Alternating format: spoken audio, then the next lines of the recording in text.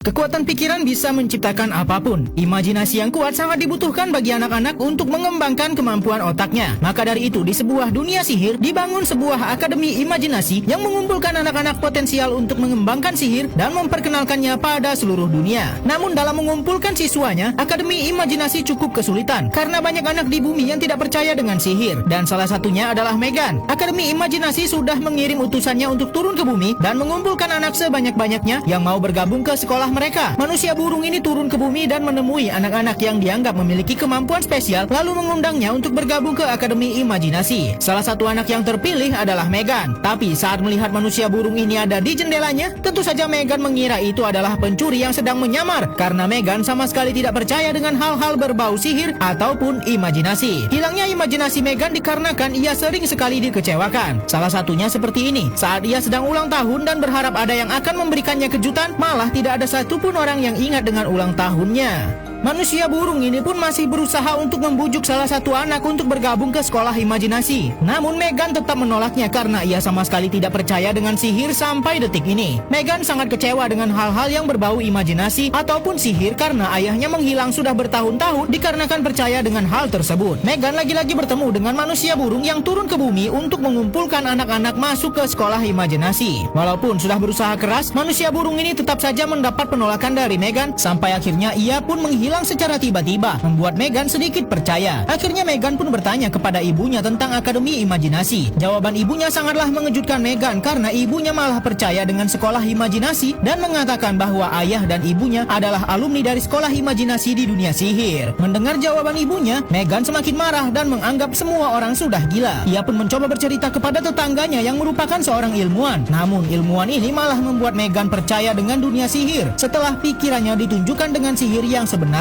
Megan pun akhirnya setuju untuk bergabung ke sekolah imajinasi. Manusia burung ini mengajarkan Megan mantra untuk masuk ke dunia sihir. Setelah membaca mantra, Megan seperti berpindah ke dunia lain yang sangat menakjubkan. Semua tanaman di sini tidaklah berwarna hijau, daun-daun berwarna merah, dan orang yang hidup di sini sangatlah unik. Di sinilah Megan pertama kali melihat sihir dan imajinasi secara nyata, dan semua hal yang ia sangkal selama ini ternyata benar adanya. Megan akan masuk ke sebuah akademi imajinasi di mana semua anak-anak yang dianggap memiliki kemampuan spesial untuk berimajinasi dan melakukan sihir dikumpulkan. Karena para anak-anak yang datang ke sini berasal dari negara berbeda, mereka pun diminta untuk meminum mata air di sini, dan betapa ajaibnya, kini mereka bisa berbicara dengan bahasa yang sama sehingga mereka bisa berkomunikasi dengan baik. Sebagai perkenalan, profesor di Akademi Imajinasi pun membuat sebuah pertunjukan musik. Anak-anak baru dibiarkan masuk dan diperlihatkan keajaiban yang sangat hebat. Ada hewan-hewan bisa bermain musik, ada pula boneka yang bisa berbicara, dan lebih menakjubkannya lagi, di Akademi Imajinasi ini ada ruangan berisi buku sihir yang jumlahnya tak terbatas. Disinilah tempat untuk membuktikan bahwa sihir itu nyata. Seekor burung pun bisa berubah wujud menjadi seperti manusia hanya dengan memakan sebuah beri. Tempat ini adalah sekolah imajinasi yang terletak di dunia sihir. Puluhan anak-anak dari bumi dipindahkan ke sini untuk diberikan pembelajaran tentang imajinasi, sehingga mereka bisa menerapkannya ke dalam kehidupan sehari-hari. Megan adalah salah satu murid baru yang tak percaya dengan sihir ataupun imajinasi. Manusia burung ini pun memberikan alat untuk mendeteksi tingkat imajinasi para anak-anak, dan benar sekali, skor yang didapat Megan sangat kecil. Profesor dari Akademi Imajinasi pun menunjukkan dirinya, dan cara ia muncul membuat anak-anak takjub. Apalagi Megan yang sama sekali tak percaya akan sihir seperti ini. Profesor Klex pun memperkenalkan diri dan langsung memberikan pertunjukan sihir yang sangat menawan. Beginilah cara profesor meyakinkan para murid bahwa imajinasi adalah kekuatan yang sangat besar dan bisa menjadi senjata utama bagi para anak-anak untuk melakukan kebaikan. Megan yang tak percaya akan sihir pun melakukan protes, namun profesor meminta Megan untuk berimajinasi untuk pertama kalinya. Hanya dengan imajinasinya, sebuah hewan kecil bisa muncul di atas meja. Inilah pertama kalinya Megan membuktikan bahwa dirinya bisa berimajinasi. Megan sempat protes lagi dengan manusia burung ini yang sudah membawanya ke sekolah imajinasi ini.